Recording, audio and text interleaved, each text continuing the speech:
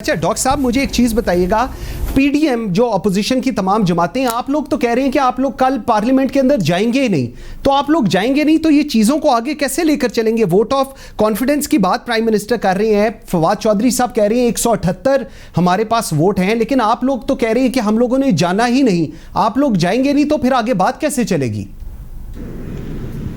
देखिए, पार्लिमानी रवायत तो ऐसी है कि जो पार्टी रिक्वेजिशन करती है ये उसकी जिम्मेदारी होती है कि जिस पर्पस के लिए किया गया है उसको ऐवान में साबित करे। सबसे बड़ी बात तो ये है कि इनके ही सदर ने, जिन्होंने 5 बार इस पार्टी को शर्मिंदा किया कौम के सामने, चीफ ऑफ आर्मी स्टाफ की नोटिफिकेशन से, ईसीपी के मेंबर से, और 3 ऐसे ऑर्डिनेंसेस जो भेजे गए सुप्रीम कोर्ट में, वो सारे रिजेक्ट हो गए। रिजेक्टेड, ठीक है, स्टैम्प लगी रिजेक्टेड, एक्सेप्टेड नहीं। और यही वजह है कि उन्होंने ही ये अब कहा है, इनके ही सदर हैं। आपको चाहिए था कि वो ऐवान सदर का जो नोटिफिकेशन है असेंबली कॉल करने का, वो मीडिया पे दिखाएं कि उन्होंने क्या लिखा है, क्यों कॉल किया है। उन्होंने कहा है कि ये सिलेक्टेड वजीर आजम रिजेक्टेड हो गए हैं और अब इनको प्रूफ करना है वहां पर खुद ब खुद ही। अब इन्होंने ये खुद ये वहां पर जो है ये प्रूफ करेंगे कि वो बिकाऊ माल हमारे। देखें, अल्लाह का फजल, शुक्र अल्हम्दुलिल्लाह, हमारे 83 ये शिबली फराज साहब की आप बात सुना रहे थे, गीदड़ बार बार कहते ये अंदर से जानते असल शेर कौन है, जिनको देख के इनकी टांगे कांपती हैं। और ये 83 शेर जो नेशनल असेंबली में इस्लामाबाद पहुंचे, आग और खून का दरिया 22 जुलाई 2018 को अबूर करके उन्होंने अपने कायद के एक हुक्म पे 83 के 83 वोट डाले। ठीक है, एक भी कम नहीं हुआ। ये कौन लोग हैं जो बिकते हैं? मैं बताता हूँ आपको कौन लोग हैं। ये वो लोग बिकते हैं जो जस्टिस वजीहुद्दीन की रिपोर्ट के मुताबिक पैसे लेके ओहदे और टिकटें देते हैं, जो तस्लीम नूरानी की रिपोर्ट के मुताबिक पैसे देके टिकटें देते ओहदे देते हैं, और जो 2 जर्नलों ने जो है इनके रिटायर्ड पार्टी के थे, उन्होंने आजम स्वाति के बारे में लिखा। अच्छा डॉक्टर साहब, आपकी बात ठीक है, लेकिन मैं आपसे ही सवाल है डॉक्टर साहब, मेरे से आज तक किसी की जरूरत नहीं हुई कि वो आके ये कहे कि आप हमारे कैंडिडेट को वोट दें। डॉक्टर साहब मैं कता कलामी माफ, मुझे ये खरीदते भी खुद हैं, बिकते भी खुद हैं। अच्छा डॉक्टर साहब, आपको आवाज आ रही है मेरी? जी, वो सिर्फ हर तकरीर में पैसे की बात करता है और लोगों को पता है कि उसका मूड कैसे बनता है। डॉक्टर साहब, आपको आवाज आ रही है जी मेरी? जरा जी डॉक्टर साहब, मैं आपको ये कहना चाह रहा था, मैं आपको सिर्फ एक चीज़ पहले मरियम नवाज की सुना दूं, बिकॉज इस वक्त जो थोड़ा सा एक सवाल पेश आ रहा है, ये मैं शहदाना से भी पूछूंगा, बल्कि ये ज़रा वीडियो पहले हम देख लेते हैं, इसके अंदर मरियम नवाज क्या कह रही हैं। ये तो जो लीगल एक्सपर्ट्स हैं वो जी दोबारा क्लिक कर रहे हैं। जी मैं इस पे ज़रा आता हूँ। मरियम नवाज ज़रा डॉक्टर साहब बता रही हैं कि जी ये जो लोग हैं ये पैसे पर नहीं आए, ये वोट पर आए हैं। सो इसका मतलब है कि अंडरस्टैंडिंग हुई है और तब लोग आप लोगों के साथ आए हैं। तो ये तो खुद इटसेल्फ एक कन्फेशन है इसके अंदर। जी कन्फेशन ये है कि हमारी टिकट नौशहरा में है, जो हमने घुस के इनके घर में मारा है। हमने कभी वहां से सीट नहीं जीती। ये वो सीट है जहां पर 7 साल से वजीर आला और डिफेंस मिनिस्टर की फैमिली जीत रही है और कभी नहीं हारे। तो हम तो कहने के हक में जाने हुए कि हमारी टिकट है वो जीती है। ये लोग अपने लोगों को बिकाऊ माल कह के कानूनी से फिर वोट और लेंगे, उन्हीं को कीमे वाला नान सुबह खिलाएंगे, 2 घंटा पहले बुलाया उन्होंने, और फिर उन्हें कहेंगे कि हमें वोट दो। ये खुद ही खरीदते हैं, खुद ही बिकते हैं और फिर इल्जाम लगाते हैं। और हर चीज के आइन में लिखा हुआ है। इलेक्शन कमीशन ने जो आपने अभी बात की है वो बिल्कुल ठीक उनका रोल है।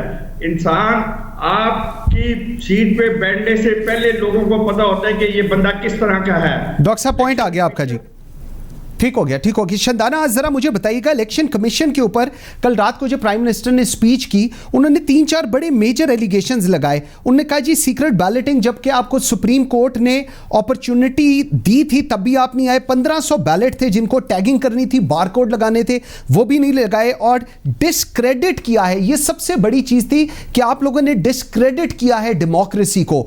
लोगों का ख्याल है कि इदारों के ऊपर, आप लोग खुद कहते हैं कि ऑपोजिशन इदारों के ऊपर अटैक करती है, इदारों पे अटैक नहीं करना चाहिए था प्राइम मिनिस्टर को, जिसका आज हमने रिस्पांस भी देखा। क्या कहेंगे इस सिनेरियो पे?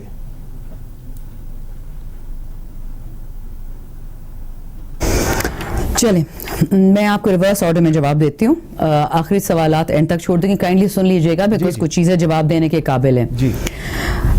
हम वज़ीर आज़म, क्या ये तो आप भी कहते हैं, मैं भी कहती हूँ कि पाकिस्तान में थाने भी बिकते हैं, पाकिस्तान में अदालतें भी बिकती हैं, स्पेशली लोअर अदालतें। तो क्या ये मैं झूठ कह रही हूँ? बेशक मैं इस वक्त किसी एक रैंडम थाने की बात कर रही हूँ, पर आपने पाकिस्तान में कभी कोई थाना देखा है जो ना बिका हो अपने गांव में, अपने हल्के में? I don't think so.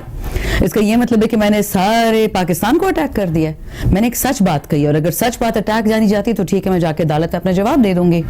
अच्छा, प्राइम मिनिस्टर बच्चे तो है नहीं, अगर उन्होंने अपनी नेशनल टेलीवाइज स्पीच में कुछ इलेक्शन कमीशन ऑफ पाकिस्तान की कोताहियां, in particular contempt for judgment of supreme court की बात की है, कि अगर सुप्रीम कोर्ट कहता है ईसीपी को कि आइन में हमेशा से ये लिखा हुआ है कि ईसीपी की ड्यूटी है कि साफ और शफाफ इलेक्शन करवाएं, ये कोई नई बात नहीं है, ठीक है।